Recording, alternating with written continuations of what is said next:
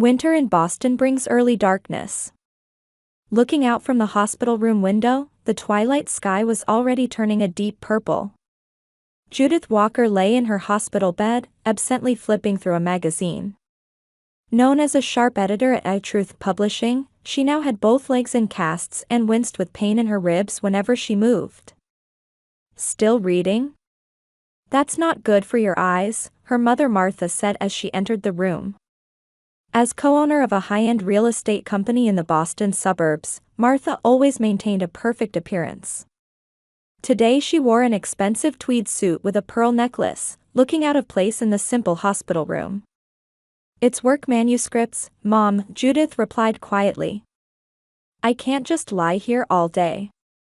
Just like you, always working." "But I didn't come to talk about work, I'm here to discuss Lauren's wedding."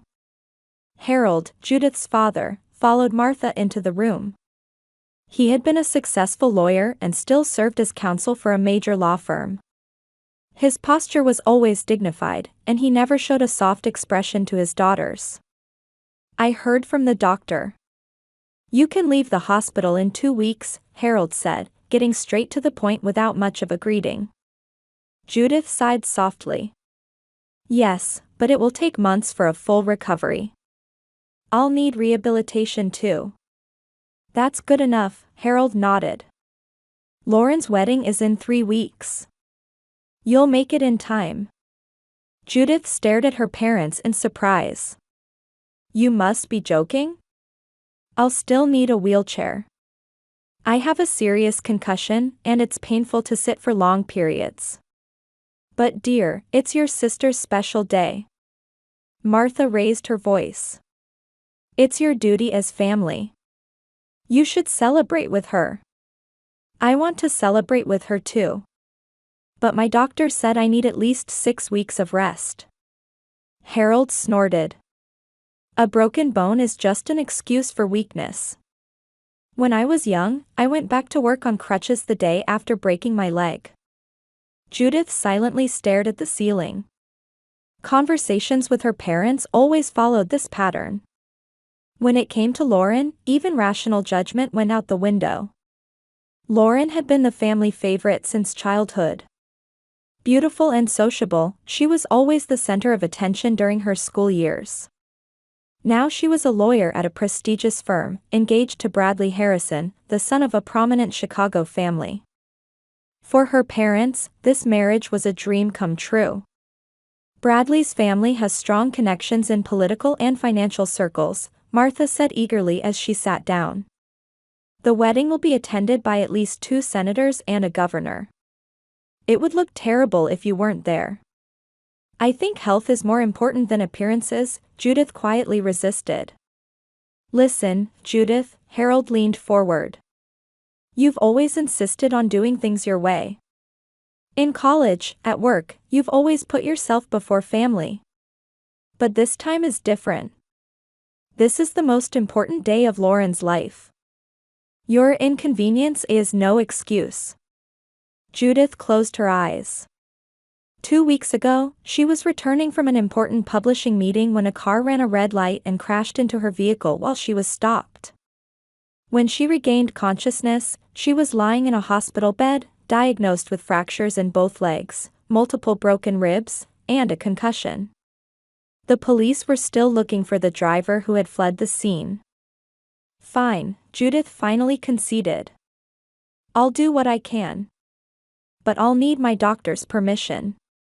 Martha's face brightened. "That's my girl. Of course, try not to stand out too much during the ceremony. A wheelchair would look odd in the photos. And," Harold added, "prepare a speech for the day. Make sure it pleases Bradley's parents." Judith said nothing. Looking out at the darkening sky, she wondered when her life had become so distorted. Since childhood, her parents had always prioritized Lauren, telling Judith to be strong and be independent. Somehow she had become a perfectionist, seeking her parents' love through career success. But now, in this hospital room, she suddenly realized how tired she was. After her parents left, silence filled the room. Soon, a nurse named Becky came in and smiled kindly.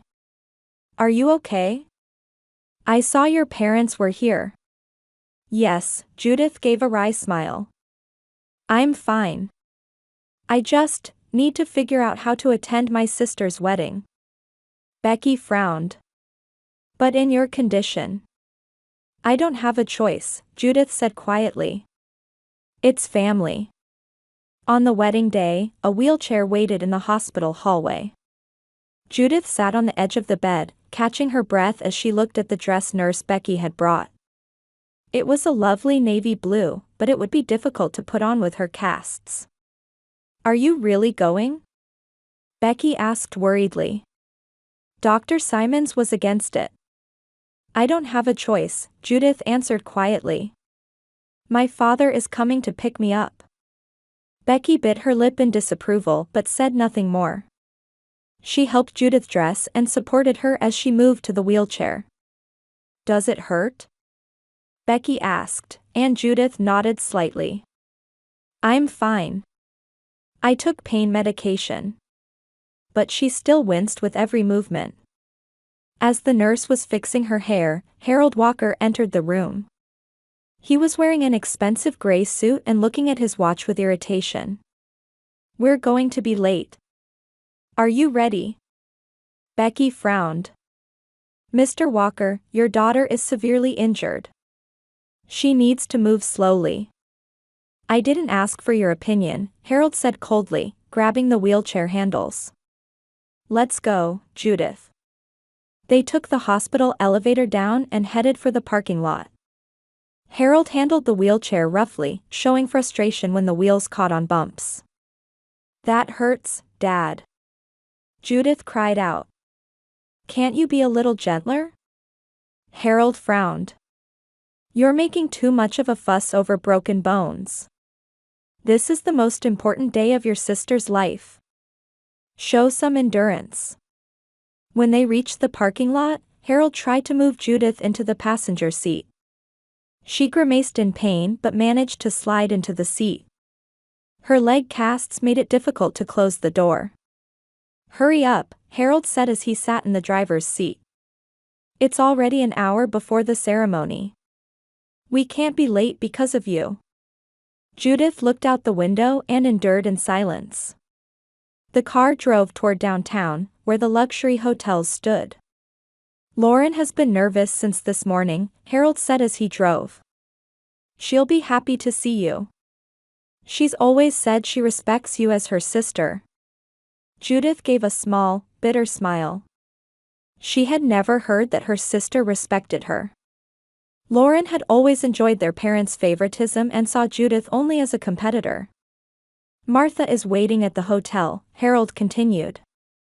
They've arranged a wheelchair at the entrance to the venue. But don't attract too much attention. Today is Lauren's day. I understand, Judith answered quietly. When they arrived at the hotel, staff met them and prepared a wheelchair. However, there were small steps at the entrance to the venue, with no ramp. How do I get up there? Judith asked, and Harold shrugged. Figure it out yourself, he said, and walked in ahead of her. Judith was left behind, dumbfounded. As she sat there at a loss, a stranger approached. May I help you? She turned to see a man with a warm smile. He resembled Bradley but had a gentler air about him. Thank you, Judith smiled. But I'm heavy. That's all right, the man took hold of the wheelchair and carefully carried it up the steps. I'm Michael Harrison, Bradley's cousin. Judith Walker. The bride's sister. I've heard about you, Michael said as he pushed the wheelchair into the venue. But I wasn't told you were in this condition. What were your family thinking, making you come like this? Judith could only give a wry smile. It's family duty, you know. The venue was already crowded with guests. The grand hall was beautifully decorated, filled with members of Chicago and Boston high society. As Judith entered in her wheelchair, glances turned her way, with whispers of sympathy and surprise spreading through the crowd. Martha hurried over, her expression tense. Judith, why are you so late? Everyone is staring. Couldn't you stay more in the corner? Mom, I'm Lauren's sister. I have the right to sit with the family, Judith answered quietly but firmly. Martha looked around anxiously. But I'll guide her, Mrs. Walker, Michael intervened. At the edge of the family section, she won't be in the way. Martha nodded reluctantly, and Michael guided Judith to the family seating area at the front. As the ceremony began, Bradley took his place at the altar, and Lauren entered on her father's arm. She was dressed in a pure white wedding gown, the perfect image of a bride. The ceremony proceeded solemnly, and Judith maintained her smile despite the pain.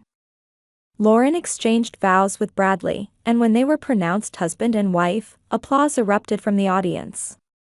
The reception was held in another hall of the same hotel. As guests chatted with champagne in hand, Judith was helped to her seat by Michael.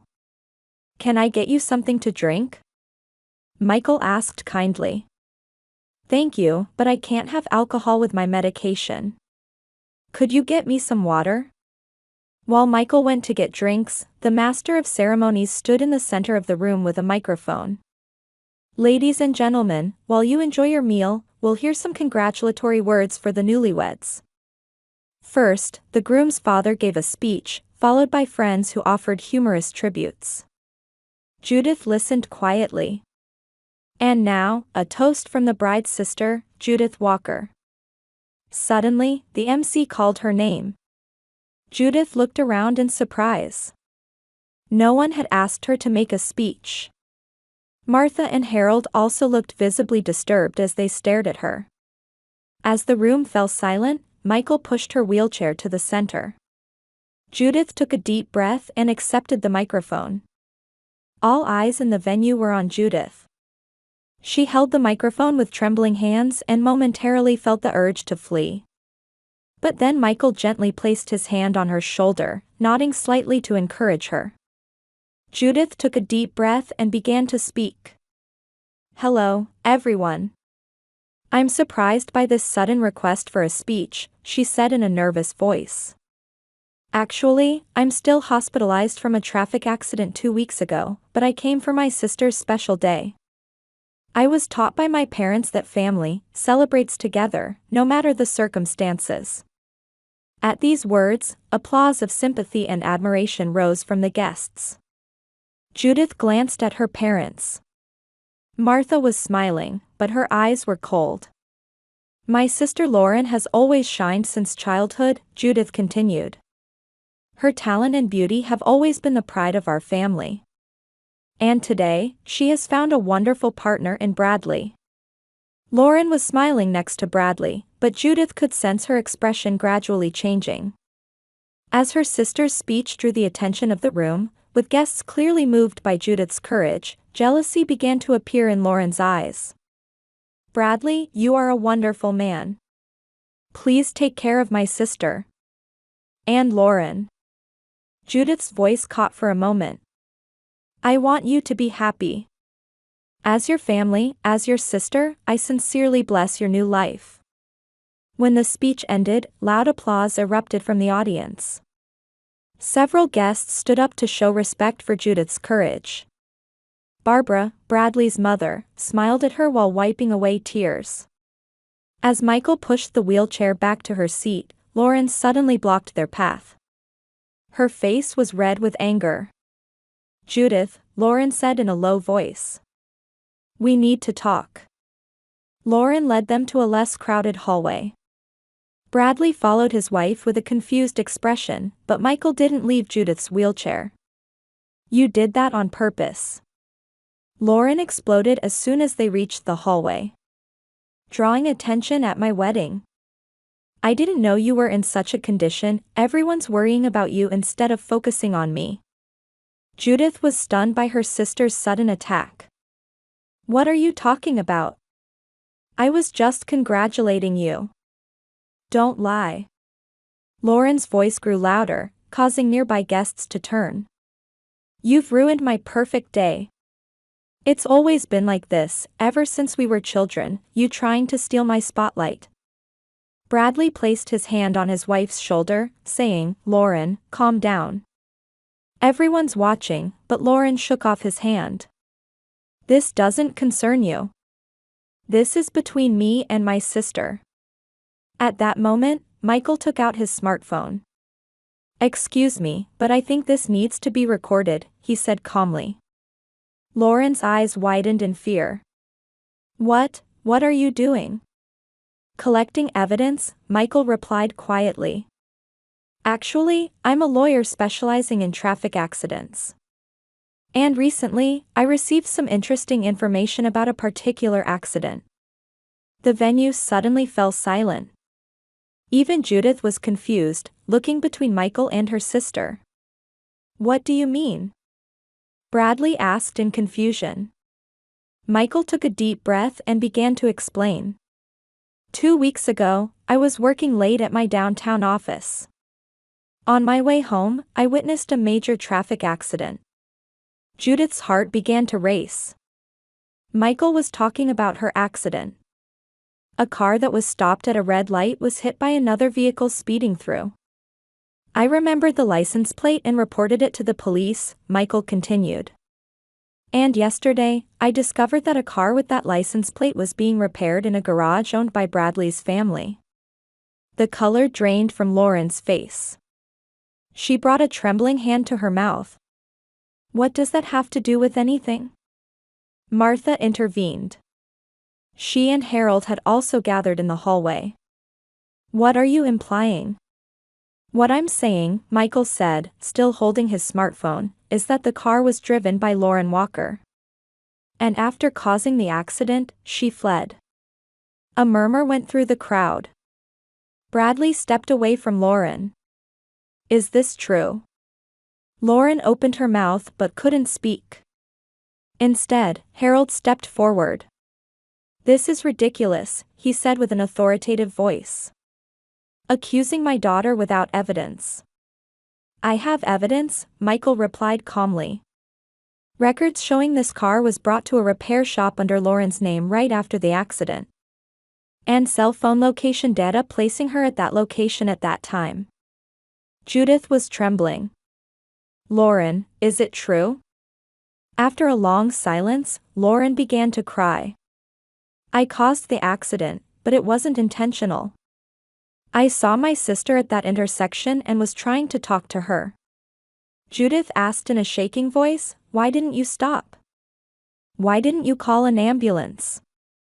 Lauren answered through tears, "I panicked, and I was afraid it would ruin my marriage to Bradley." The venue was enveloped in complete silence. Bradley slowly began to remove his wedding ring. "I can't believe it," he said, his voice shaking. "We just exchanged vows, and you abandoned your seriously injured sister and ran away." "No." Lauren desperately pleaded. I. But her words rang hollow. Bradley's father stepped forward and instructed security, "Call the police." Martha and Harold stood speechless, stunned. For years, they had favored Lauren and listened only to her side. And now, they were watching everything crumble before their eyes. "Judith," Michael quietly addressed her. "Let me help you prepare compensation claims for your injuries and the emotional distress you've suffered." As police officers appeared at the entrance, Judith realized her emotions were a complex mix. Anger, sadness, the pain of betrayal, and a strange sense of liberation. For years, she had been told to be strong while being neglected within her family. And now, the truth was revealed, breaking the long silence.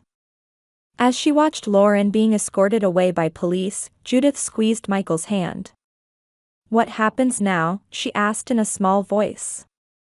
"Justice will be done," Michael answered quietly. "And you will heal. Not just physically, but emotionally too." An ambulance was called, and Judith had to return to the hospital. But this time, she wasn't alone.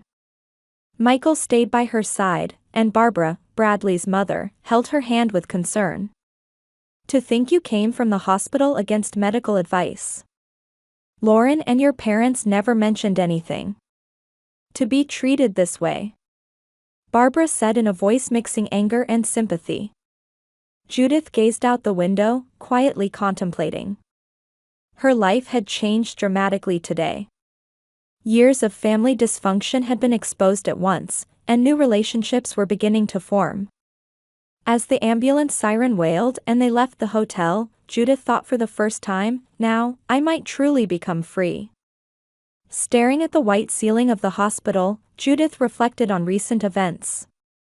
The wedding had been cancelled, Lauren arrested, and her life completely transformed. Morning sunlight gently illuminated her room through the window. Breakfast time, Nurse Becky entered cheerfully.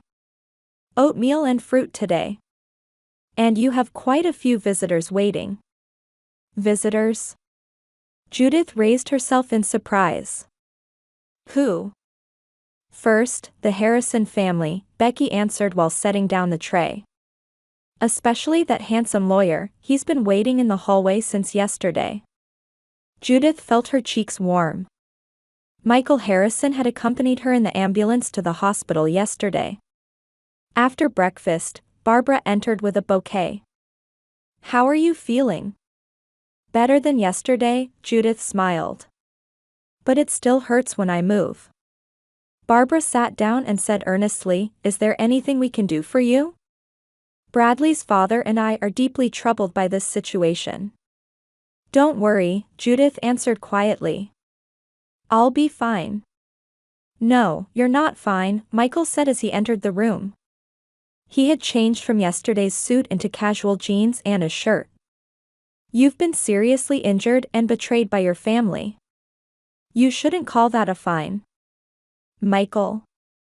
Barbara seemed to notice something in her nephew's expression. I'm a lawyer specializing in traffic accidents, Michael said, coming closer to Judith. Please let me handle your lawsuit free of charge. This wasn't just an accident, but a hit and run with attempted evidence concealment. As Judith was about to speak, noisy voices came from the hallway. Martha and Harold Walker were trying to enter the room. Let me see my daughter. Martha's voice echoed. She's currently with visitors, Becky's voice countered. Barbara stood up and headed for the door.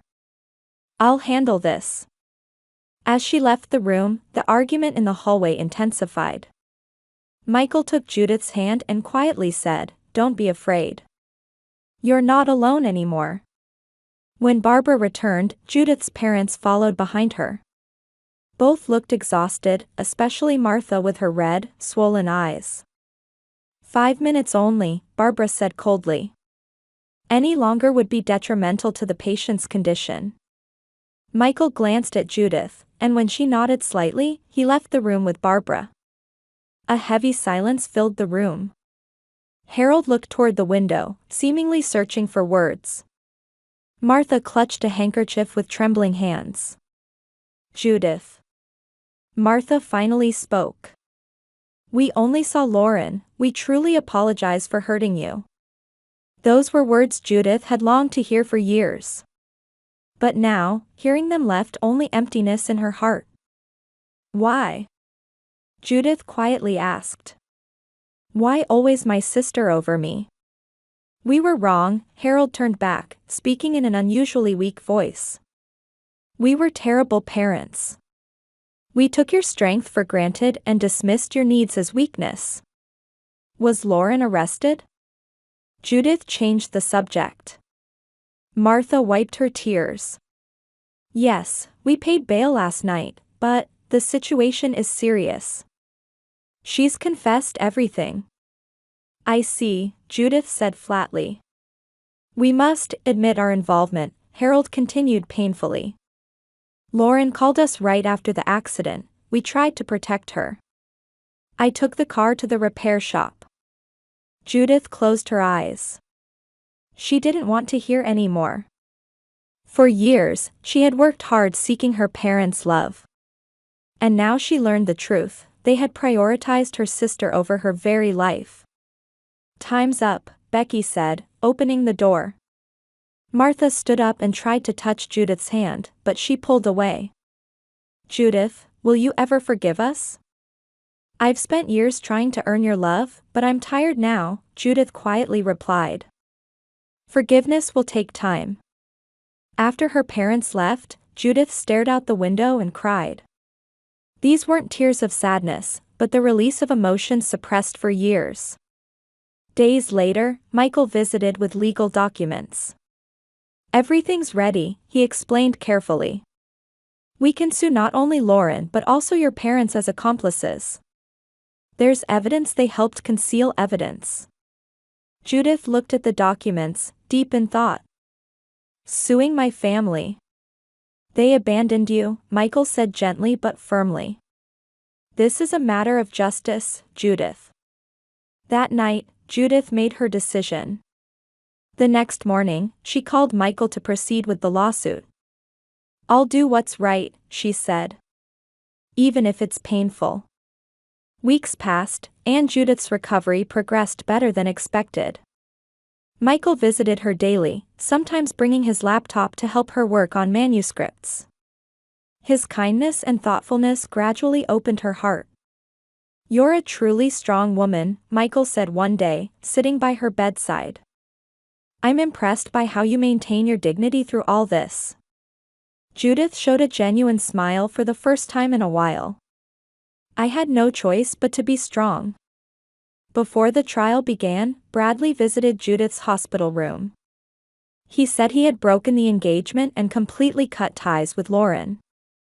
I share responsibility for not seeing her true nature, he said quietly.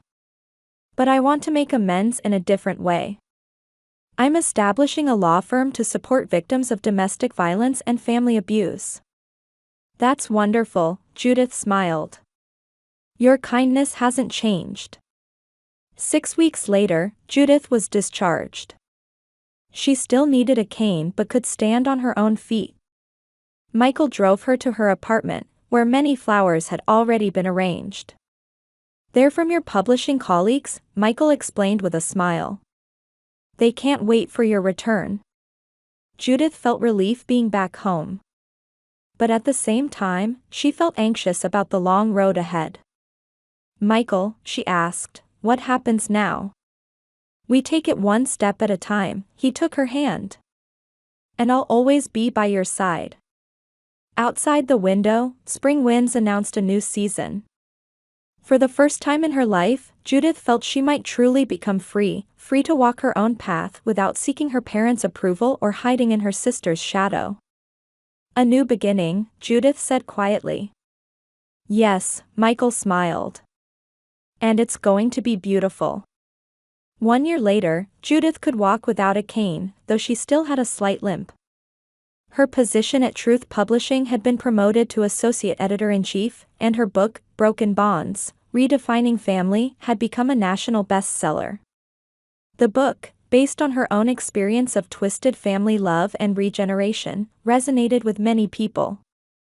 She appeared on talk shows, sharing her story and giving courage to those in similar situations.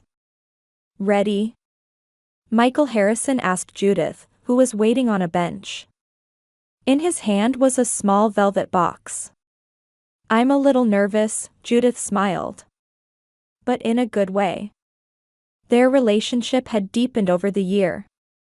Michael had handled her lawsuit, resulting in a suspended sentence and community service for Lauren. Martha and Harold were fined and ordered to perform community service as accomplices. After the trial, Judith's parents sincerely reflected and began volunteering with a support group for traffic accident victims. Healing the relationship took time, but Judith now had dinner with her parents once a month. Forgiving is different from forgetting, Judith had once told Michael. But by forgiving, I learned how to move forward myself. Under the cherry blossoms in the park, Michael knelt on one knee. Judith Walker, will you marry me? Tears welled in Judith's eyes. Yes, of course. As they embraced, a figure slowly approached from across the park. It was Lauren Walker. She had completed therapy in prison and confronted her actions and the family's dysfunctional relationships. Judith, Lauren approached tentatively. Congratulations. I didn't mean to intrude, but I saw you both. Judith hesitated for a moment but gently extended her hand. Thank you, Lauren. As part of my rehabilitation program, I've started supporting traffic accident victims, Lauren said quietly. I also read your book. It was wonderful. Michael stood between them and smiled kindly. It's a special day. Shall we walk together, the three of us? The sisters nodded slightly at the suggestion. Complete reconciliation would take time, but it was a first step toward healing. Walking through the park, Judith watched her new engagement ring glisten in the spring sunlight. The old Judith would have sacrificed her own happiness seeking family approval. But she was different now. She knew her worth and understood what true love meant. Sometimes life's worst events bring about the best changes, Judith said quietly, looking up at the sky. Michael squeezed her hand and replied, and that's not an ending, but the beginning of a new story. As cherry blossoms danced in the wind, Judith felt truly free for the first time in her life.